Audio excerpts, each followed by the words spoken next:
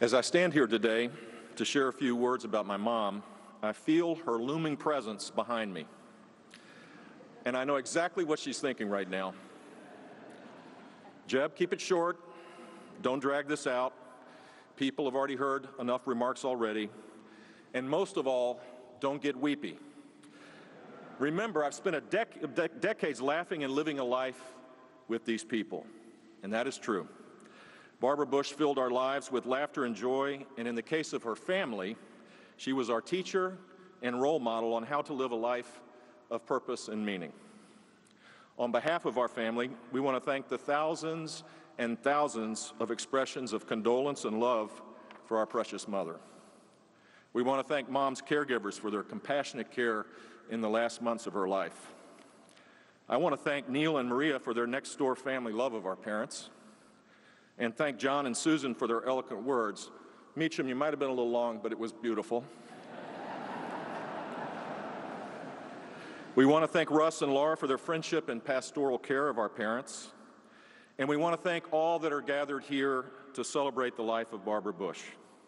Now, it is appropriate to express gratitude because we learned to do that at a very early age. You see, our mom was our first and most important teacher. Sit up. Look people in the eye. Please say please and thank you. Do your homework. Quit whining and stop complaining. Eat your broccoli. Yes, Dad, she said that. The little things we learned became habits, and they led to bigger things like be kind, always tell the truth, never disparage anyone, serve others, treat everyone as you would want to be treated, and love your God with your heart and soul. What a blessing to have a teacher like that 24/7. Now, to be clear, her students weren't perfect. That's an understatement. Mom got us through our difficult times with consistent, take it to the bank, unconditional, but tough love. She called her style a benevolent dictatorship, but honestly, it wasn't always benevolent. When our children got a little older, they would spend more time visiting their Gampy and Ganny. All it would take would be one week, and when they came home, all of a sudden, they were pitching in around the house. They didn't fight as much, and they were actually nice to be with. I attribute this to the unbridled fear of the Ganny lecture and the habit-forming effects of better behavior taking hold. Even in her 90s, Mom could strike fear into her grandchildren, nephews, nieces, and her children if someone didn't behave. There were no safe spaces or microaggressions allowed with Barbara Pierce Bush. But in the end, every grandchild knew their Ganny loved them. We learned a lot more from our mom and our Ganny. We learned not to take ourselves too seriously. We learned that humor is a joy that should be shared. Some of my greatest memories are participating in our family dinners with Mom when Mom would get into it, most of the time with George W., as you might imagine, and having us all laughing to tears. We learned to strive to be genuine and authentic by the best role model in the world. Her authentic plastic pearls, her not culling her hair. By the way, she was beautiful till the day she died. Her hugging of an HIV/AIDS patient at a time when her own mother wouldn't do it. Her standing by her man with a little rhyming poetry in the 1984 election. In 1,000 other ways, Barbara Pierce Bush was real, and that's why people admired her and loved her so. Finally, our family has had a front row seat for the most amazing love story.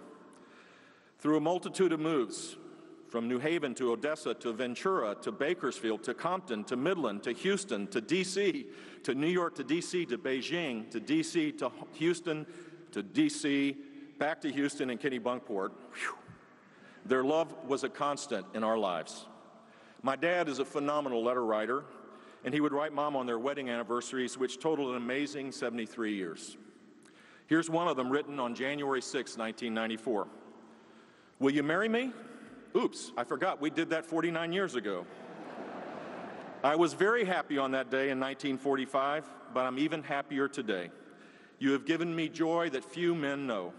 You have made our boys into men by bawling them out and then, right away, by loving them.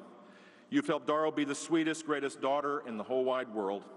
I have climbed perhaps the highest mountain in the world, but even that cannot hold a candle to being Barbara's husband. Mom used to tell me, now George, don't walk ahead.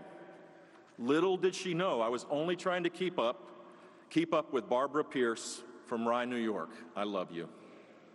The last time my mom went into the hospital, I think Dad got sick on purpose so that he could be with her. That's my theory, at least, because literally a day later he showed up with an illness. He came into her room when she was sleeping and held her hand. His hair was standing straight up. He had on a mask to improve his breathing. He was wearing a hospital gown. In other words, he looked like hell. Mom opened her eyes and said, "My God, George, you are devastatingly handsome."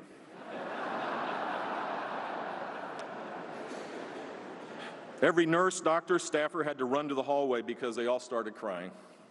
I hope you can see why we think our mom and our dad are teachers and models for our entire family and for many others. Finally, the last time I was with her, I asked her about dying. Was she ready to go? Was she sad? Without missing a beat, she said, "Jeb, I believe in Jesus and he is my Savior. I don't want to leave your dad, but I know I'll be in a beautiful place." Mom, we look forward to being with you and Robin and all of God's children. We love you.